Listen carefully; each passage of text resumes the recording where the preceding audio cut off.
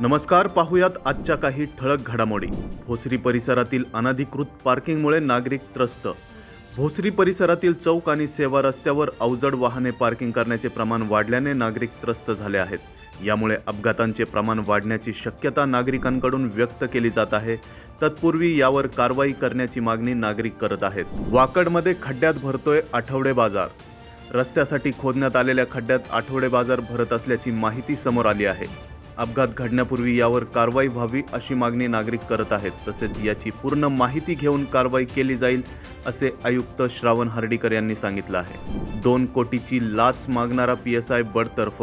4 कोटींच्या फसवणुकीच्या गुन्ह्यात संशयिताला मदत करण्यासाठी 2 कोटीची लाच मागून 46,50,000 रुपयांची लाच स्वीकारताना रंगेहात पकडलेल्या पोलीस उपनिरीक्षकाला पोलीस आयुक्त विनय कुमार चौबे यांनी आदेश जारी करत बडतर्फ केले आहे. प्रमोद चिंतामणी असे बडतर्फ केलेल्या पोलीस उपनिरीक्षकाचे नाव आहे. नियम उल्लंघन करणाऱ्या खासगी वाहनांना 1,15,00,000चा दंड.